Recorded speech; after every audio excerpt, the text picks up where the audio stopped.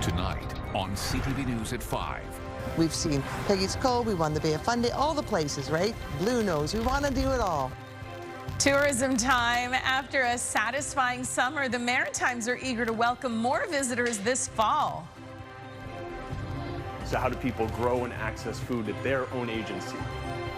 And Helping Hands, the Nook offers affordable chef-prepared food for all. A lot of them are new to running, and so those are the people that emulate Emma Van Nostrand. Plus, the amazing 5K. The Fiddler's Marathon honors a teen who loved to run. Generally warm, late summer weather continues tomorrow with shower chances slim through the end of the week. Live from the Maritimes News Center, this is CTV News at 5. Hi there and good evening. Welcome to CTV News at 5. I'm Maria Penopalis. Thanks for joining us. First at 5 tonight, the coast is calling. While summer is the prime tourist season, many visitors wait until September or even later to experience the true magic of the Maritimes. The CTV's Emma Convey reports that's a win-win for many. Tourists get to enjoy the fall colors and crisp Atlantic air, while local businesses... A very busy day along the Halifax harbour front with tourist season far from over. Experts say the summer's been quite successful and they're expecting fall numbers not to be too far off. The majestic Princess and Vision of the Seas brought thousands of tourists to Halifax today. We get off and we tour the whole city every time we come. It's just a beautiful place to see. Many feel the same. Discover Halifax says despite not having all the stats for the year, they anticipate summer tourism was up about 2 to 3%. We were up a couple percent in June. We were up 5% in July. The numbers are still coming in for August. Here in Halifax in particular, we are having new hotels being built, but we've had a shortage, so that has been a little bit of a constraint. Full capacity, something restaurants along the harbour are grateful for. We're staying busier in the early days through the week, that we would have had a little bit of a lull through lunches or evenings in previous seasons, that we're staying consistently busy through. They admit the hot weather and cruise traffic only helps business. It's been a great summer. It's been busy, certainly through starting in April and going right now through to the end of August. And we're just starting on our busiest part of the season, which is the fall, September and October. So lots of vessels and plenty of tourists. It's been good for Halifax. The port says 187 vessels are scheduled across the entire season, bringing about 330,000 passengers to the city. The fall travel season has its perks for some visitors. Because there's no children on board. There'll be a little bit less people visiting. I think that's really a good thing because we have been at full capacity. Having a little bit more breathing room for some people and visitors that want to come, that take their space and not be right in the sweltering heat. Enjoying lunches on the boardwalk. It's just so much fun and fantastic. Been on the hop-on bus there, on that thing there. Then we went to see the Maritime Museum. Vendors, too, are happy to roll out the welcome mat. Ships coming in, so many people traveling within Canada now, people coming up from the States. It's such a great way to introduce other countries and other provinces to what we have here locally in Nova Scotia. Many tourists I spoke with today along the boardwalk say they're enjoying all the typical tourist things, trying restaurants, doing tours, and loving the warm weather. Lori McLean with the Port of Halifax says we're also in for a late cruise ship season, with the last ship scheduled to come into Halifax November 19th. Maria. That is late. Thank you, Emma. CTV's Emma Convey for us in Halifax this evening. And I think that lady was talking about the harbor hopper, huh? Todd, what do you think? Yeah, I can't imagine what else would be out in the water there. That also goes on the road, so that must be it, Maria. So you have had a busy day in the newsroom, lots to talk about in the headlines. Yeah, there's a lot going on. We're going to begin with a big day in Annapolis County. Many of the wildfire evacuees are being allowed to go back home today. It's been weeks, of course, since they've seen their properties. Understandably, they're both nervous and excited. Still about 145 addresses that remain under evacuation order. We will have more at the top of 6 o'clock. New Brunswick is expanding its subsidized breakfast program to all 296 schools in the province. But a campaign promise made during the recent election to provide pay-what-you-can lunches for kids has been put off until next year. We'll tell you about that in your newscast. There he is, an NBA All-Star dazzled some kids today with a visit to Gagetown in New Brunswick. That's Pascal Siakam, the former Toronto Raptor and fan favorite. Of course, now he plays with the Indiana Pacers. He was in the finals last year. He was in town to promote technology and learning, but he was also in New Brunswick for another reason. We will tell you about that at 6 o'clock. A Pascal Siakam fan in the Weather Center right now with a look at the forecast. Caleb Mitchell. Still sad that he got traded away, but at least I got to root for the Pacers on a deep playoff run. And hey, maybe they can get there next year. Let's take a look at what's going on across the region, taking a look at some humidex values, or feels like temperatures right now in the Maritimes. You can actually see that a number of areas, it's actually feeling into the mid to high 20s and even near 30 for some eastern areas in New Brunswick, including around Miramichi this hour. Of course, temperatures are above seasonable values for today, and we do have a little bit of humidity in the air. Taking a look at the winds, they're mostly light, a little bit variable in direction, being sustained between around 5 and 20 kilometers per hour. A few gusts being reported near 30. Not a big deal for us. We've got 30 near Fredericton right now, Moncton, and 30 at Greenwood, the Annapolis Valley. Over on radar and satellite, we had a lot of sunshine, but now as we're moving into this evening, there's a few showers approaching the northwestern corner of New Brunswick and a couple of thunderstorms along with them. You can see this band of showers and thunderstorms stretching down through areas of eastern Quebec and all the way down to the state of Maine. And it looks like now on radar, we're just seeing a few of them come into that northwestern corner. So showers, a couple thunderstorms in the vicinity of Edmundston. They'll be around over the next couple of hours. In general, as we move through this evening, there's a low chance of a couple showers or thunderstorms for northern areas of New Brunswick. Otherwise, though, for tomorrow, we're looking at more sunshine, warmer temperatures again, and I'll talk more about that forecast when I'm back a little bit later on, Maria. There's a reason so many people love September in the Maritimes. Thank you, Kaylin. We'll check in with you in just a little bit. Right now, though, we're going to take our first break here on CTV News at 5. Stay with us, though. Much more to come, including this story next. I'm Brianne Foley at the Nook in Halifax's North End, where the business of giving back is top of mind. We'll have that story coming up tonight on CTV News at 5. It's a celebration of film. Hello? The Oxford Theatre's open to the public. You get to walk the red carpet, be filmed with your friends, and just take part. I mean, that's an incredible amount of fun. Welcome back. So it's no surprise, it's more expensive than ever to put healthy food on the table. But as CTV's Brianne Foley shows us, a local business wants to be part of the solution, offering up affordable and accessible options. Take a look. We opened this place in February of this year as an answer to a couple of things, and the most important one is food security. Mark Brand owns Upward Kitchen. They opened on Gottingen to help the community eat and interact with whole food meals designed by local chefs. It's been a passion for me to get into food services again, and the only way I wanted to be a part of food services was in a compassionate, caring, and meaningful way. They dug in and are in the process of starting their own farm, thanks to funding from entrepreneur Tom Hickey. It's an effort to be even more sustainable. We're launching Upward Farms. We have a 3-acre plot with my dear friend over on the Dartmouth side. And right now we're building 30 beautiful planter boxes on it to create our own food so that we can put it into our own meals. The token project is the key focus. These are the tokens. Where you can buy tokens to give to people in need of a hot meal or even a coffee. All of our neighbors, our customers, and our, all the people around that support us to give back to the people that are in our community that might not have that security for them, right? So it's a really easy, indiscriminate way. You buy a token here and you can leave it with me. It's in a bank that gets used daily. And they would make them feel a lot less isolated. They could connect, maybe connect further after that for some more assistance, but that somebody would then feel a place of inclusion. So somewhere that they could go where they are welcomed with radical hospitality, people are excited to see them, and that then they are served. They're not waiting on a line, they're not doing that thing, they're accessing a space the exact same as anybody else would. A space where people can fill their bellies and their hearts. From the beginning in February, we were cashing in about 20 tokens. Now we're up to about 40 tokens a day. And that's allowable or is feasible because of the support we get from the communities.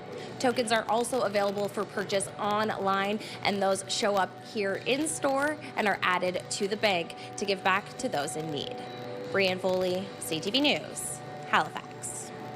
Oh, it's a brilliant idea. It is. And it's like delicious, real food. Nothing's processed. Yeah. It's amazing, healthy food, and it's good for your belly, as Brianne said, and good for your heart as well. And they're finding some success, it looks like, as well. Wonderful. Super idea. If everybody could think that way. That's right.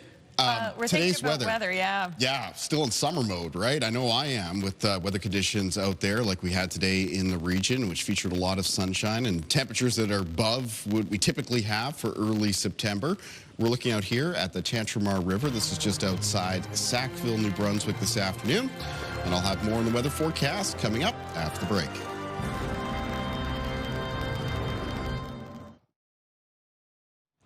Welcome back. We've got a great contest to tell you about. CTV has teamed up with Scotiabank Centre for a big ticket giveaway. One lucky viewer will win a Scotiabank Centre prize package that features home game tickets to see the Halifax Mooseheads and the Halifax Thunderbirds, plus 2 tickets to see Warren Ziders, Sarah McLachlan, the Beaches, and the Tea Party. We're also throwing in 5 one-night stays at Moxie Halifax downtown. To enter, go to ctvatlantic.ca and follow the contest prompts or scan the QR code on your screen right now. You can enter once per day until next Saturday at 5 p.m. The winner will be announced on September 19th. What a super prize as we head into fall and winter. Because we're transitioning, lots of outdoor stuff over the summer, but as we head indoors, it's nice to have something to look forward to. Kaylin Mitchell joins us now, and speaking of indoor activities, school, it's back to school week. A lot of kids in New Brunswick already back, Nova Scotia tomorrow. Yes. Yeah, I might be headed back as well. We're counting on you, Kaylin. We want our first day pictures to look good for tomorrow. What are we expecting? Well, we're expecting some pretty fair weather conditions in the forecast for tomorrow. So no rain, even though we need it to kind of interfere with maybe messing up looks for those, first day of school pictures. Taking a look at our sunrise and sunset times around the region, we're looking out here around Bedford Harbor for today. Would have been a beautiful day to have been out in the water. Relatively light winds. Just needed to wait for that fog that was around parts of the coast to pull back a little bit as we went from the morning into the afternoon. Let's take a look at what's going on our weather systems map. So the high pressure over the region actually weakened a little bit from yesterday into today. Despite that, though, a lot of sunshine around the Maritimes and just a touch of unsettled weather headed up towards the northwestern corner of New Brunswick this evening. Few showers, chance of thunderstorms. We'll take a closer look at that on radar in a moment. Now that is actually being kicked off by a low pressure system and a couple of weather fronts that's sitting well to the west of us over the Great Lakes region currently. Jet stream pattern right now around North America. We've got a large ridge still out west. There's still some very warm temperatures in the interior of BC. But temperatures have really cooled off through areas of Saskatchewan, Manitoba, now northern Ontario, where a little bit of trough or a dip in the jet stream has allowed some cooler air to break down out of the north. And then as we move east, we've got another little slight ridge that's arcing its way up over top of parts of the Maritimes in Atlantic Canada. And that's why our temperatures are on the warmer side. Taking a look at things on radar, I mentioned some showers and a risk of thunderstorms up around the northwestern corner of New Brunswick. Some of these now just appearing on the doorstep of communities like Edmundston.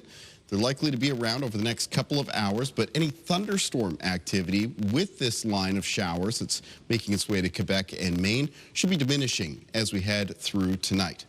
Taking a look then at our forecast timeline for cloud cover and precipitation, those little flecks of greens and yellows you can see up around the northwest of New Brunswick. So that's that chance of a shower or thunderstorm. And you can see that those are mostly expected to be wrapped up or weakened significantly by around midnight, overnight around the Maritimes. Just a few clouds around along with some patchy fog.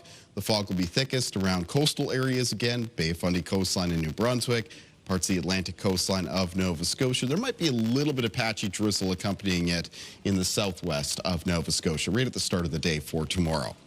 After that, moving into Thursday afternoon, it's going to be a lot like today. More sunshine, More very warm temperatures for early September, a little bit more moderate directly on the coast, low to mid-20s, Bay of Fundy coastline, Atlantic coastline of Nova Scotia because of what is going to be a southwest wind. So winds in the forecast for tomorrow, much like the last couple of days, relatively light, mostly sustained between around 5 and 20 kilometers per hour and out of the southwest. Lows in the forecast for tonight for the province of New Brunswick will be falling into a range of around 9 to 13 degrees, mostly around the low to mid-teens for Prince Edward Island for tonight, and low temperatures for Nova Scotia between 10 and 14. Here's a look at the high temperatures in the region for Thursday. Most of the highs in New Brunswick will be around the mid to high 20s. Low 20s on the Bay of Fundy coastline. Many parts of Prince Edward Island tomorrow can expect high temperatures close to the mid-20s. Lots of mid-20s for areas of Nova Scotia, except low 20s on parts of the coast. And in the forecast for Friday, we start to see some changes as another weather front approaches from the west. A bit more of a mix of sun and cloud, but the highest chance of showers on Friday will actually be once again up in the northwestern corner of New Brunswick. All right, let's take a look at our weather watcher for tonight. And tonight's weather watcher is coming in from 5-year-old Sophie Robart from Bedford, Nova Scotia. Sophie has sent us a drawing of the family out on a day that had some sun and showers, and as a result, a beautiful rainbow. Thank you, Sophie. And weather watchers can come in anytime to CTV Weather Watchers, P.O. Box 1653, Halifax, Nova Scotia, B3J2Z4, or email kaylin.mitchell@bellmedia.ca. Maria. Thank you, Kaylin. So the Halifax International Wine Fest takes place this Saturday and will feature hundreds of wines and culinary delights. Here's a preview of what promises to be an elevated experience. We have the Halifax International Wine Festival coming back September 6th. This time it's going to be a bit bigger and a little bit better, I think, and it's going to be at the Halifax Convention Center. So it means we're going to have over 250 wines there for people to sample, food from around the world, chocolates, cured meats, cheeses. And then what's really exciting, we've added a couple new pavilions to it. So we have the Ennis Loyal Nova Scotia Pavilion, which is going to showcase Nova Scotia products and producers, so on the wine side, but also on the food side with cheeses and oysters and all sorts of great stuff. And then a Canadian pavilion, which is going to showcase Ontario wines, wines from New Brunswick, and Canadian cheeses, thanks to our partnership with the Superstore. We're Annapolis Fine Cheese. We make premium artisanal cheeses, all from local Nova Scotia milk.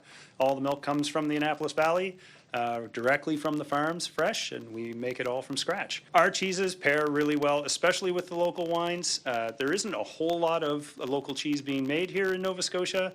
You know, we think the world gets better when people eat locally and drink locally, and the Halifax International Wine Festival is a great place to go and taste local wines and wines from all over the world, and those are our people, right? The people who are willing to explore, the people at the edge of the food world who really want to experience new things, give our artisanal cheeses a try, and that's kind of our audience for sure. I work internationally in the wine field when I'm not doing events like this, and I always tell people Nova Scotia wines are world class now, and especially what we do really well, which is sparkling wine like this one from Lackady Vineyards, which is organic and vegan winery, and real icon of the Nova Scotia sparkling industry.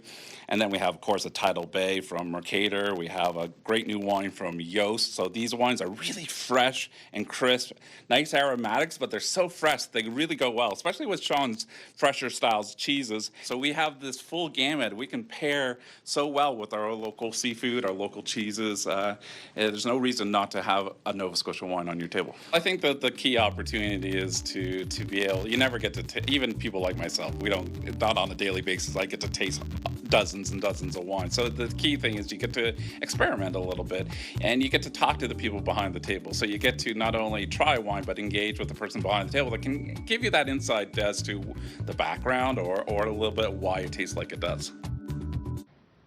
Cheers to that. And you can get tickets online. They've got 2-hour and 3-hour sessions. The Halifax International Wine Festival, if you're interested. Okay, time for our final break here on CTV News at 5, but here's a preview of our final story.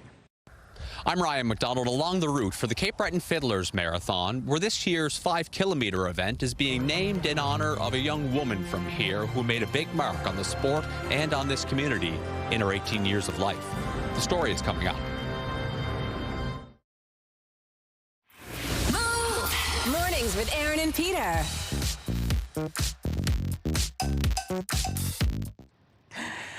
Welcome back. The largest running event in Cape Breton has come up with an amazing way to remember a young runner who passed away too soon. As CTV's Ryan McDonald shows us, her parents, who are sponsoring the event, feel it's a fitting way to keep her memory alive.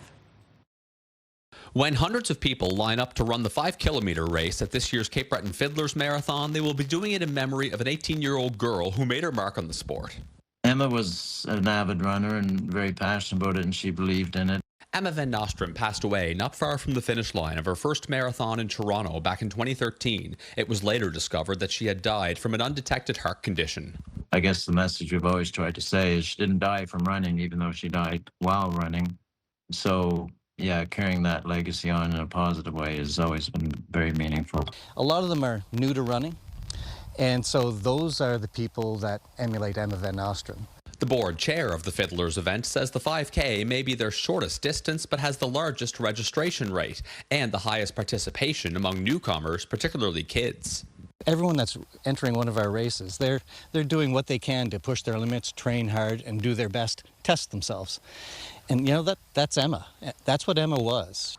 The 5-kilometer distance here at the Fiddlers Run being named in honor of Emma is fitting for another reason. Back in 2012, at the young age of 17, Emma Van Nostrum completed the 5K at the prestigious Boston Marathon on a weekend that her parents completed the full Boston Marathon distance. Emma's parents aren't sure whether they will be in town to run the amazing 5 kilometers themselves, but they have a message for anyone else who will be lacing them up. And I hope that they stay committed to running or doing any type of healthy living and physical activity. And I think that would be what Emma would want her legacy to be as well. A fitting way to remember a young woman who was admired by many and who isn't forgotten. Ryan McDonald, CTV News, Sydney. Lovely way to keep her legacy alive. Very sweet indeed. Thank you for sharing. Kaylin Mitchell joins us now, looking ahead to how things are shaping up outside. Yeah, so we carry on with this very warm early September weather. I know we're all looking for rain in the forecast. The chances of showers pretty low through the end of this week, including on Friday. They do get a little bit higher in the weekend, and I'm going to have more on that when I'm back a little bit later on CTV News at 6. Excellent. We'll see you and Todd at 6 o'clock. Katie Kelly will be with him as well. I'll see you tomorrow. The national news is next. Good night.